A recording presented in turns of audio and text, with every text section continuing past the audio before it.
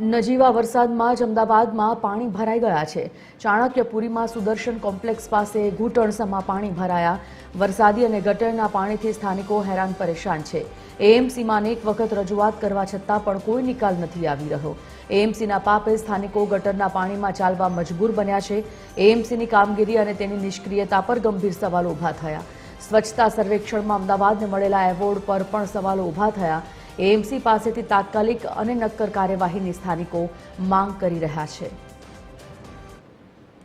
અમદાવાદમાં સામાન્ય વરસાદ બાદ શહેરીજનો જે છે તે ક્યાંક હેરાન પરેશાન થતા હોય તે પ્રકારના દ્રશ્યો જોવા મળી રહ્યા છે।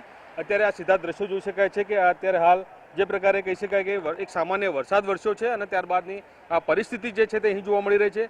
તેને લઈને આસપાસના રહીશોમાં પણ ક્યાંક ને ક્યાંક રોષ જોવા મળી રહ્યો છે। આપ સીધા દ્રશ્યમાં બતાવવા માંગીએ છીએ કેટલાક રહીશો આપણી સાથે છે। આ કયા વિસ્તાર છે અને શું કહેવા માંગે છે રહીશો, આપણે તેમની સાથે જાણવાનો પ્રયત્ન કરીશું।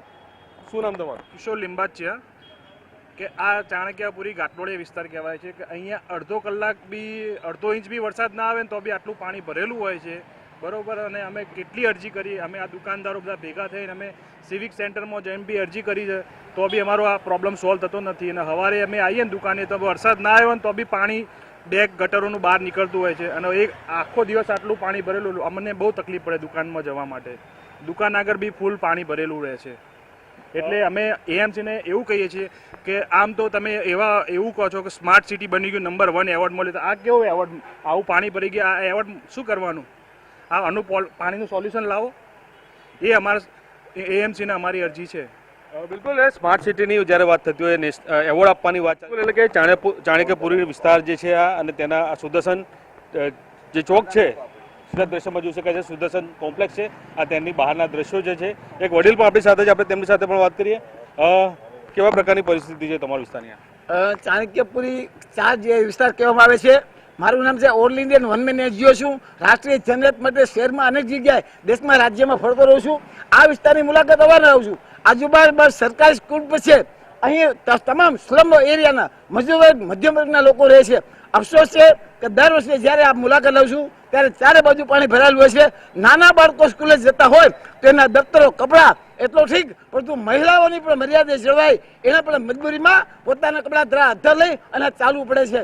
તો મારી એટલી વિનંતી છે જનહિતમાં પદાધિકારી, અધિકારી એએમસીને કે અહીં એવી વ્યવસ્થા કરવામાં આવે કે વરસાદનું પાણી જમીનમાં ઉતરી જાય અથવા શાડમાં ઉતરી જાય।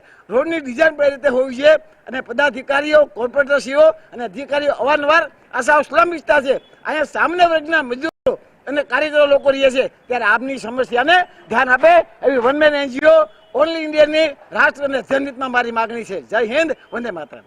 બિલકુલ, એટલે કે ચાણક્યપુરી વિસ્તારના આ દ્રશ્યો જે છે કે જ્યાં સ્થાનિકોનું કહેવું છે કે વરસાદ વરસે છે ત્યારબાદની આ પરિસ્થિતિ હોય છે।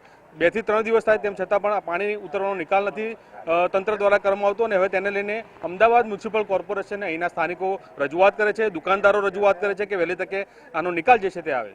કેમેરામેન ધર્મેન્દ્રસિંહ સાથે અભિષેક સિંહ વાઘેલા, TV 13 ગુજરાતી, અમદાવાદ।